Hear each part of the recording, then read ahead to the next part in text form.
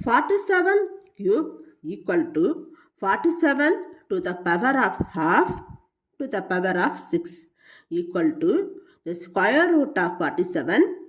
இங்கே என்ன நம்பர் வரேன்னு தெரியல, அதுக்கான எக்ஸ்ன்னு போட்டிருக்கேன். இது மூணுமே ஈக்குவல்னு கொஸ்டினில் வந்திருக்கு. 47 to the power of 3னா இதில் 47 தான் பேஸு, 3 என்பது எக்ஸ்போனண்ட். முதல்ல இங்கு ரெண்டா எப்படி ஈக்குவல்? 47 கியூப், இதில் ரெண்டு எக்ஸ்போனண்ட் வந்திருக்கு. அப்போ ரெண்டு எக்ஸ்போனண்ட் வரும்போது ரெண்டுத்தையும் நம்ம மல்டிப்ளிகேஷன் பண்ணணும். According to the formula b to the power of m to the power of n. இதில் 47 தான் b, half m, 6 n. இந்த ரெண்டு எக்ஸ்போனண்ட் வரும்போது ரெண்டுத்தையும் நம்ம மல்டிப்ளிகேஷன் பண்ணணும். அதே மாதிரி இது ரெண்டுத்தையும் மல்டிப்ளிகேஷன் பண்ணுங்க. 47 to the power of half into 6. இந்த 2 6 2ஆல் டிவிசிபிள் ஆகும்.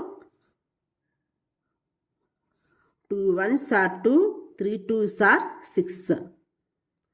அப்போ 47 1 3s are 3. 47 cube equal to 47 cube. இது ரெண்டும் சேமாக வந்துருச்சு. இப்போ the square root of 47 to the power of என்ன எக்ஸ்போனண்ட் வரேன்னு கண்டுபிடிக்க போகிறோம். முதல்ல இந்த ஃபார்முலாவை தெரிஞ்சுக்கோங்க. the square root of xனா x to the power of halfன்னு அர்த்தம். இதுதான் ஃபார்முலா. அதே மாதிரி இங்கே the square root of 47னா 47 to the power of halfன்னு வரும். இந்த எக்ஸ் அடுத்து அப்படியே போட்டுக்கோங்க. நீங்கள் எதுவுமே பண்ண தேவையில்லை.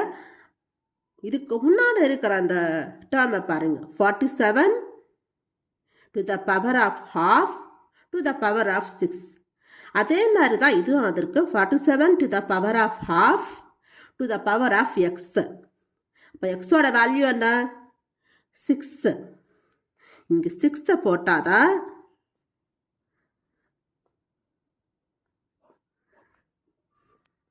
இது ரெண்டுத்தையும் மல்டிப்ளிகேஷன் பண்ணும்போது உங்களுக்கு 3 வரும். அப்படி பார்க்கும்போது எல்லாமே ஈக்குவலாக தான் வரும். இப்போ எக்ஸோட வேல்யூ 6.